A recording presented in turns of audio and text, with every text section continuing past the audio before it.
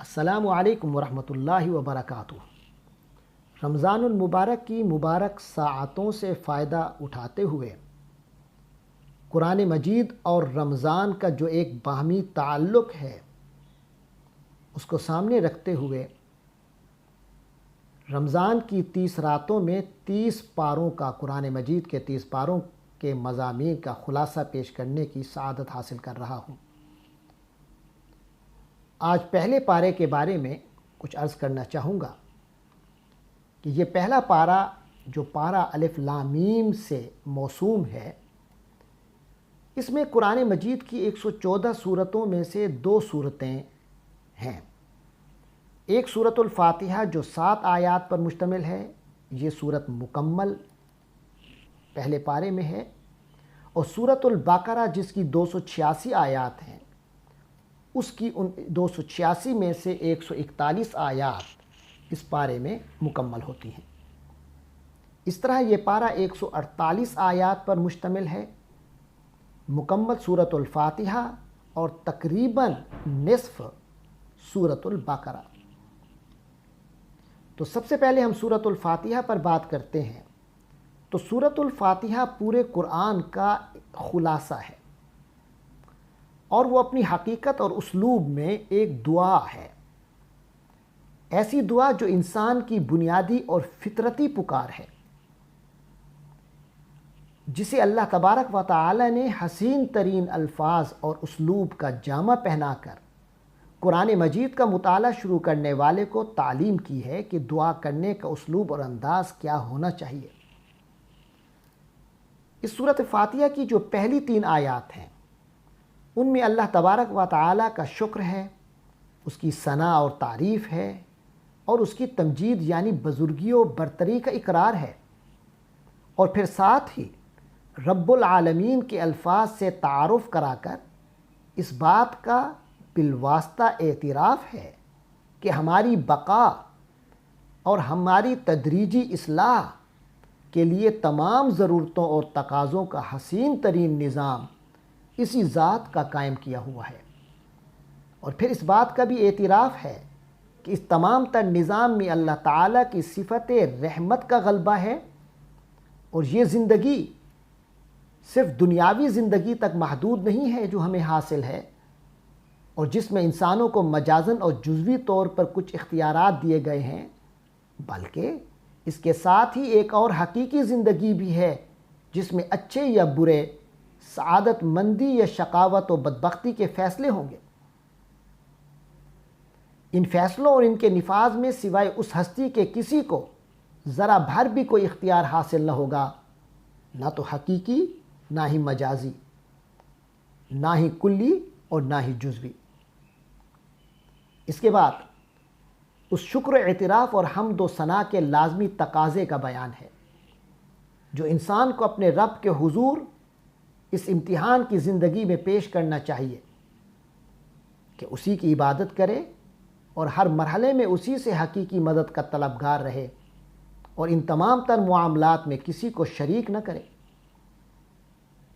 اس کے بعد انسانیت کی سب سے بڑی طلب اور درخواست یعنی ہدایت کا تذکرہ ہے، یعنی راہ راست کی ہدایت جس پر اللہ تعالیٰ کے انعام یافتہ لوگ آج تک چلتے آ رہے ہیں۔ انہی کے رستے پر چلانے کی استدعا میں ان سے ایک اظہار الفت اور مناسبت بھی ہے، اور پھر معاً اس کے بعد ایسے لوگوں سے اظہار بیزاری بھی ہے جو اس ہدایت کے راستے سے کسی نفسانی خواہش یا دنیاوی لالچ میں علیحدہ ہو گئے اور اللہ کے غضب کے مستحق ٹھہرے، یا کسی افراط و تفریط کی وجہ سے خود ہی سیدھا راستہ گم کر بیٹھے۔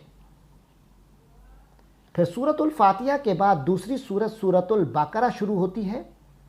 یہ سورت ویسے تو 286 آیات پر مشتمل ہے اور قرآن مجید کی طویل ترین سورت ہے، مگر اس پارے میں جیسا کہ پہلے عرض کیا گیا پہلی 141 آیات ہیں۔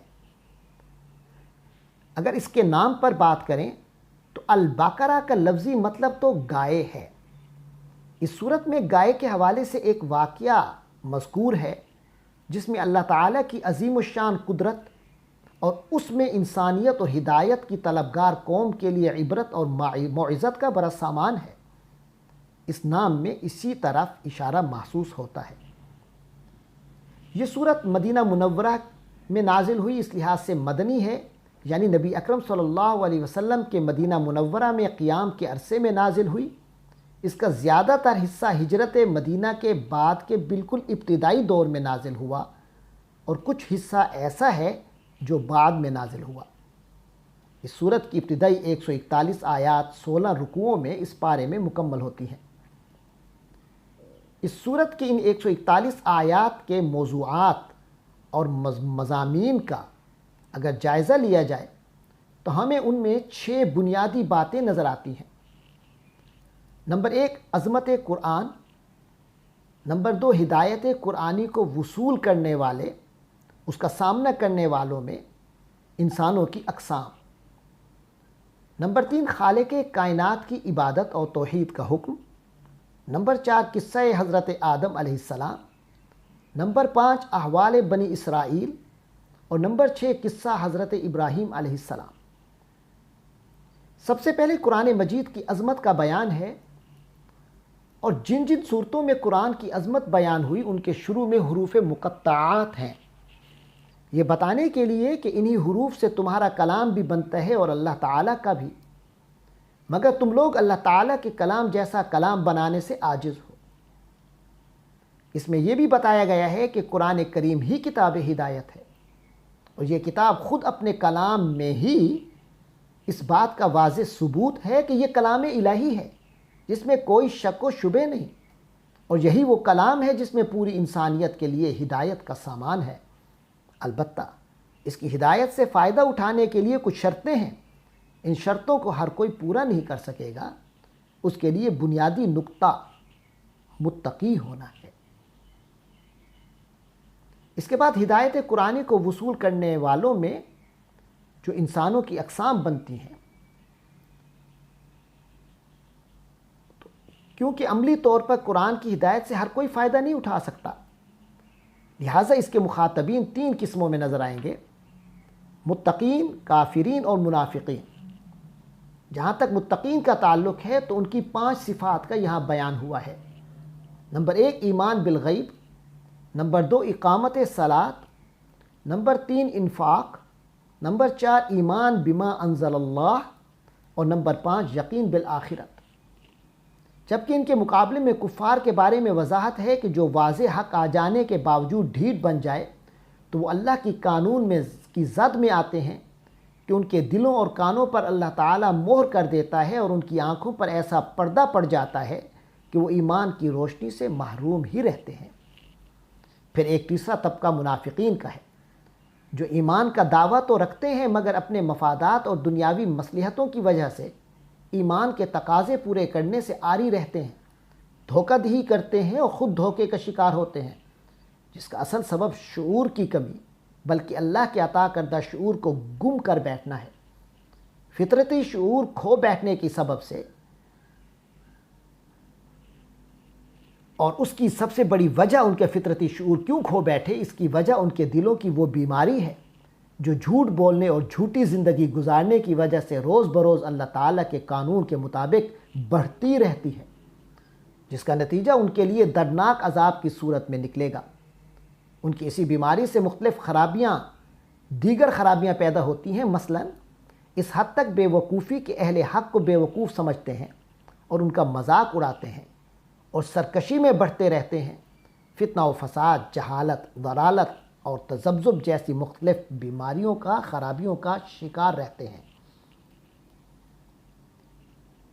تیسرا پوائنٹ جو ہمارے سامنے ہے وہ ہے خالق کائنات کی عبادت اور توحید کا حکم۔ یا ایھا الناس اعبدوا ربکم الذی خلقکم والذین من قبلکم لعلکم تتقون۔ یہ پہلی آیت ہے قرآن کی موجودہ ترتیب میں کہ جو حکم دے رہی ہے۔ قرآن مجید کا یہ سب سے پہلا حکم پوری انسانیت کو جو دیا گیا ہے وہ خالق کائنات کی عبادت اور توحید کا حکم ہے، اور یہی حکم ہدایت قرآنی کا اصل الاصول ہے، اس کے دلائل ذکر کرنے کیے اور اس ذکر کرنے کے بعد اس سے انکار کرنے والوں کا انجام بتایا گیا ہے، اور اس حکم کو نہ ماننے کے اسباب کا دلائل کے ساتھ ازالہ بھی کیا گیا ہے۔ چوتھے نمبر پہ قصہ حضرت آدم علیہ السلام ہمارے سامنے آتا ہے۔ تخلیق حضرت آدم علیہ السلام اور اس کے ذیل میں مقام انسانیت اور اس کے فرائض و اہداف زندگی کی طرف اشارہ، جیسے حضرت آدم علیہ السلام کو مقام خلافت سے نوازنا، فرشتوں کے استفسار کی روشنی میں اس مقام خلافت کے لیے ضروری شرائط کی طرف اشارہ، پھر فرشتوں سے سجدہ کروانا اور حصول اہداف میں رکاوٹوں کی طرف اشارہ، شیطان کا تکبر اور حسد، اور پھر ان دو بنیادی بیماریوں کی وجہ سے انسان کے ساتھ اس کی دائمی اور مستقل دشمنی، اور انسان کا اپنی عظمت کے باوجود خواہشات نفس میں دشمن کی باتوں میں آ جانا اور اپنی جنت سے محروم ہو جانے کی طرف ایک واقعے کی روشنی میں وضاحت، اور پھر اس واقعے سے سبق لینے کے لیے اور تاحیات شیطان کی دشمنی اور حسد کی آگ سے بچے رہنے کی تلقین۔ یہ چیزیں ہمیں اس واقعے میں نظر آتی ہیں۔